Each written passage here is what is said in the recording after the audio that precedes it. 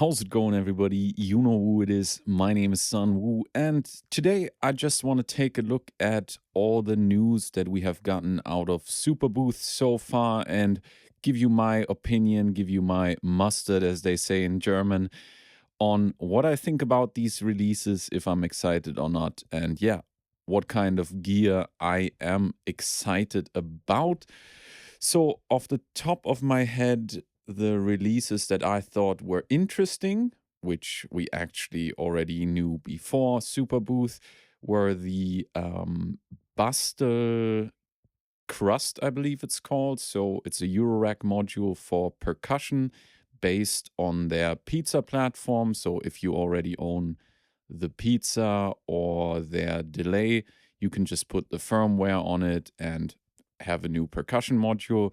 And I think that was a pretty cool release. I think percussion in such a small module with lots of modulation options is interesting, and I like BASTL anyway. I think they make great gear. I love the design. The people are very nice. So definitely a good job by BASTL. They also re-released the Thyme, which is now Thyme Plus, I guess in a sturdier, more pro-looking and feeling case. I haven't used the Thyme personally, so I can't say anything about it. But yeah, those releases did interest me.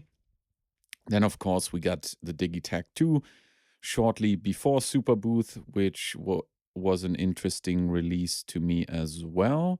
Furthermore, in the Eurorack realm, we've got Endorphins, who updated their GODSPEED module with some interesting new additions to it. Yeah, it seems to be quite a complete oscillator in a small package. I mean, it was already quite complete, but they crammed a little more functionality into it. So I think that's a very good addition to their lineup. Let's have a look at what they included. Oh yes, the new GODSPEED also has a MIDI TRS input and a MIDI TRS through, which of course makes it really easy to interface it with other gear. And yeah, just if you want a Eurorack oscillator and you have some kind of gear that runs on MIDI TRS, it's of course super easy to connect those two and have some fun with Eurorack without having the need for a MIDI to CV converter, which is really cool. And price-wise, I think it's also fairly priced as well. They also released the Autopilot. ALM released a multi-effects pedal, which I guess is interesting to some people. I'm not so much into multi-effects unless you can edit them. We've got Modbap colors, stereo end of chain processor, which for a small case is also interesting. Of course, Chase Bliss pedals are really interesting. This pedal is no exception. I could really imagine for guitarists, this is a lot of fun to play into and kind of have something that is riffing off whatever you are playing. The demo of the pedal is very nice.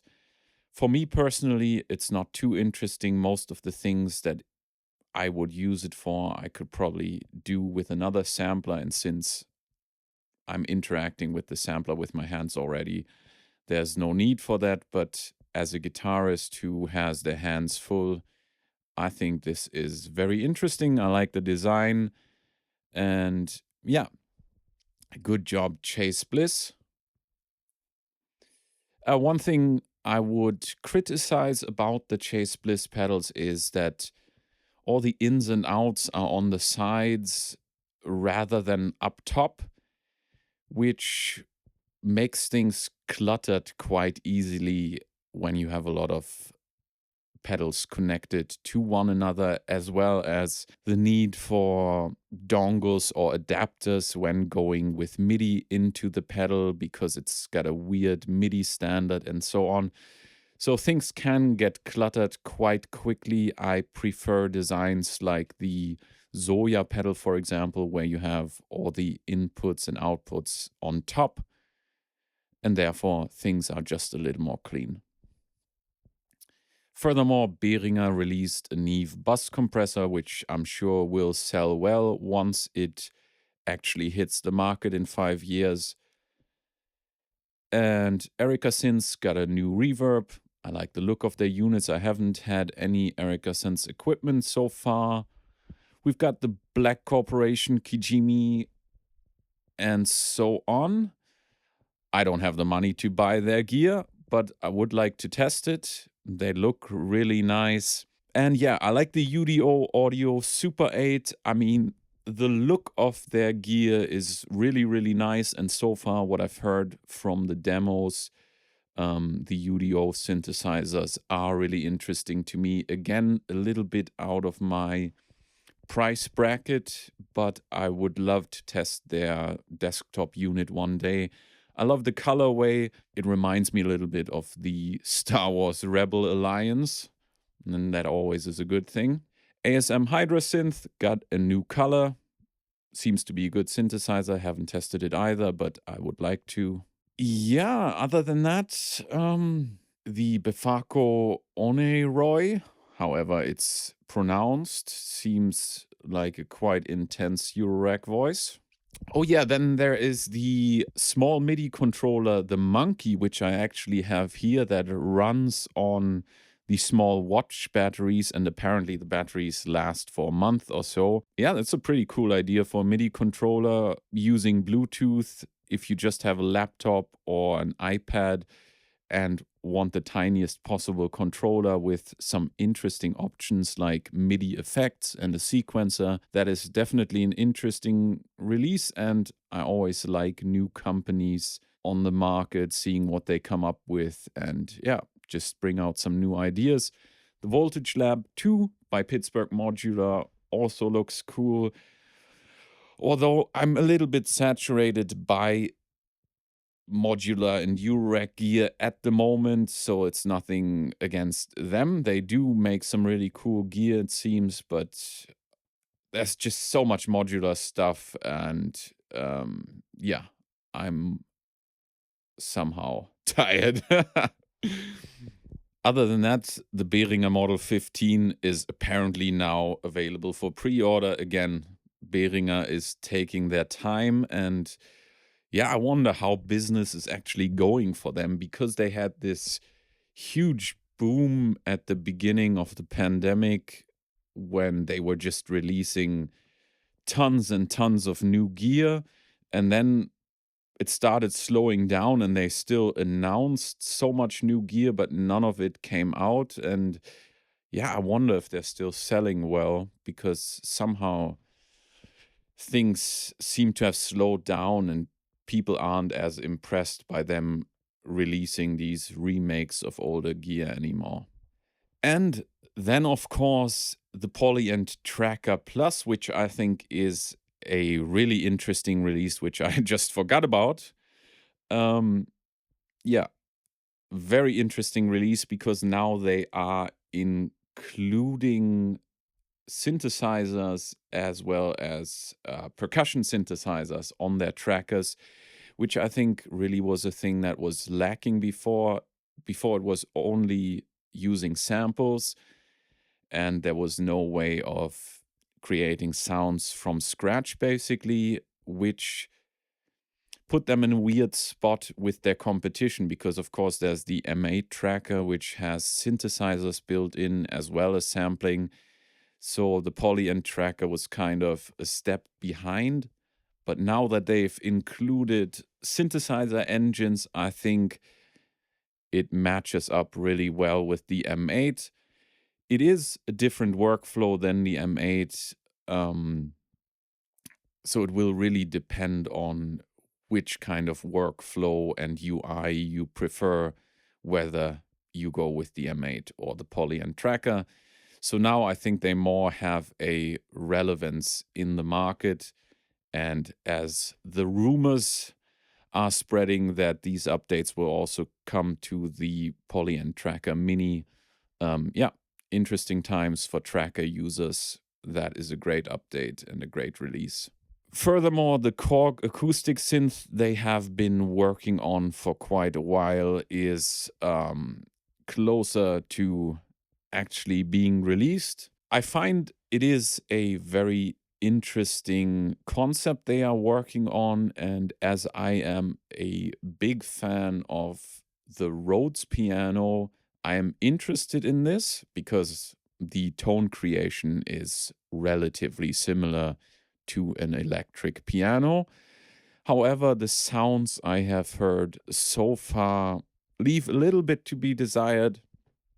But from the press kit pictures, it seems like they are offering different designs for the tines on the piano. So the things that are actually being struck and make the sound. So maybe they can be exchanged for different sounding tines, which could be very interesting, as well as being able to physically touch these things and therefore make different sounds with them. So we'll see where that goes. It is an interesting concept, and maybe they expand it into a bigger piano at some point, which could also be very interesting. We shall see. And one thing that I am wondering about is that I have not seen any videos of Teenage Engineering yet, who are supposed to be at Superbooth, I believe. So I'm wondering if they are just taking their time and putting their booth up a little later. So we will stay tuned and see if we will finally see the OPZ field, which of course would be my biggest surprise of Superbooth if they actually come out with that, and I would be very happy about that. Anyway, what did I miss? I'm sure. So while editing this, I noticed that I actually forgot to mention two devices that I'm looking forward to a lot. They are not new announcements, but either way, I should mention them because they are exhibiting at the Superbooth.